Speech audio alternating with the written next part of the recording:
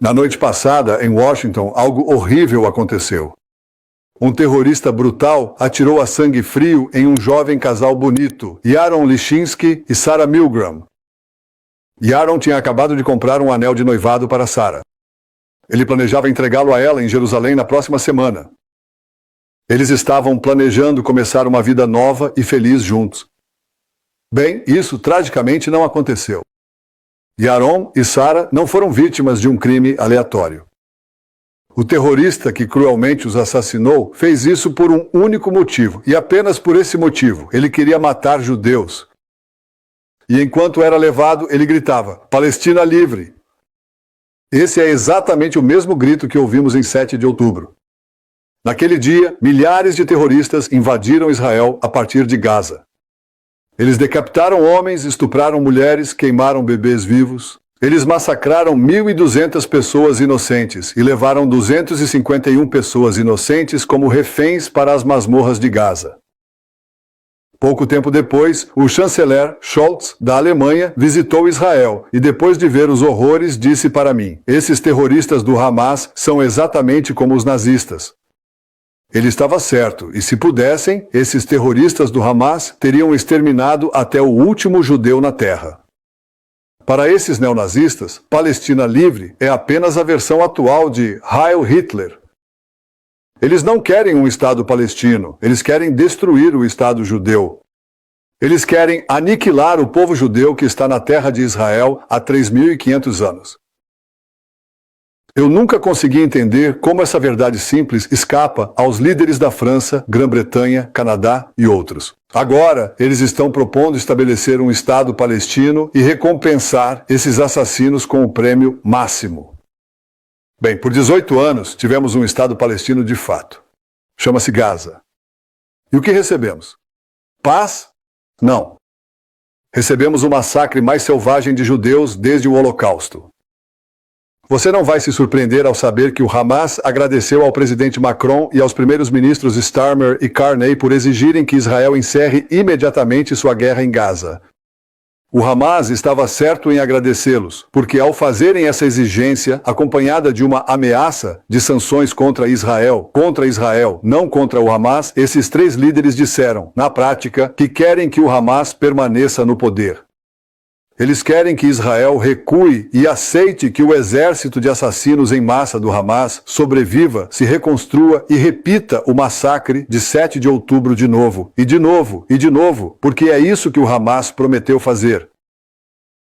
Eu digo ao presidente Macron, ao primeiro-ministro Carney e ao primeiro-ministro Starmer, quando assassinos em massa, estupradores, assassinos de bebês e sequestradores agradecem a vocês, vocês estão do lado errado da justiça, do lado errado da humanidade e do lado errado da história. Agora, esses líderes podem achar que estão promovendo a paz. Eles não estão. Eles estão encorajando o Hamas a continuar lutando para sempre e dão a eles esperança de estabelecer um segundo Estado palestino, a partir do qual o Hamas tentará novamente destruir o Estado judeu.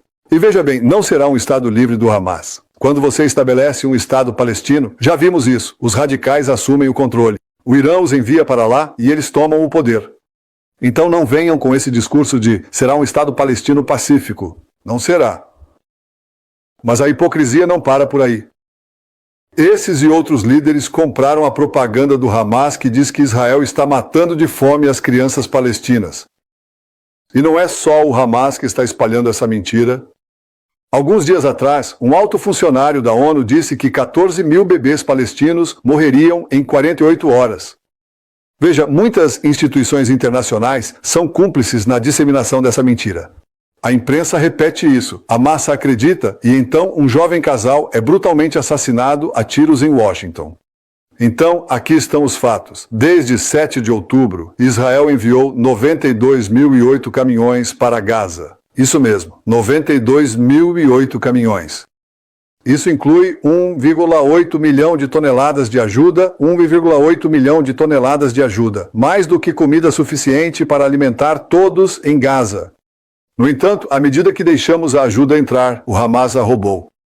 Eles pegaram uma grande parte para si mesmos. O restante venderam a preços exorbitantes para a população palestina e então usaram o dinheiro que roubaram para recrutar novos terroristas para continuar sua guerra contra Israel. Nosso objetivo desde o início foi levar comida aos civis palestinos, não aos terroristas palestinos. Então consultamos nossos aliados americanos. O que fazemos para evitar que o Hamas saqueie a ajuda? Bem, juntos elaboramos um mecanismo para alcançar esse objetivo. Empresas americanas vão distribuir a comida diretamente para as famílias palestinas. Eles farão isso em uma zona segura protegida por nosso exército, e isso nos permitirá cumprir nosso objetivo de destruir o Hamas, enquanto possibilita que a ajuda chegue à população civil. Vamos concluir a construção das primeiras zonas de distribuição nos próximos dias. No final, pretendemos ter grandes zonas seguras no sul de Gaza, e a população palestina se mudará para lá para sua própria segurança, enquanto conduzimos combates em outras áreas, e receberá ajuda humanitária ali sem a interferência do Hamas. Enquanto isso, autorizamos a entrada de caminhões em Gaza para suprir as necessidades imediatas.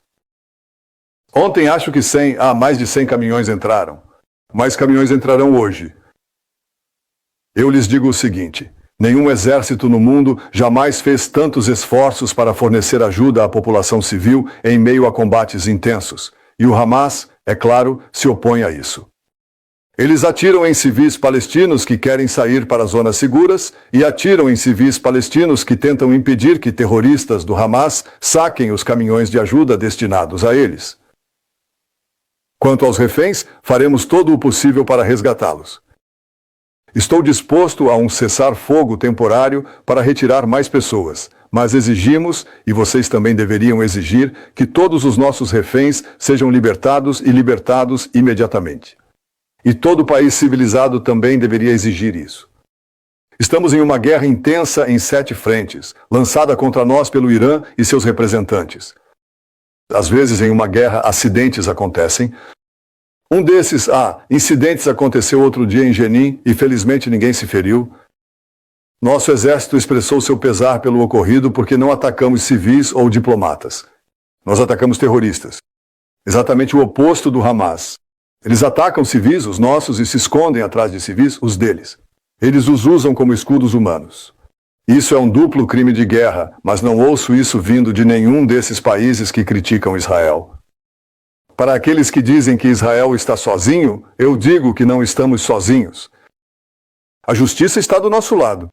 A verdade está do nosso lado.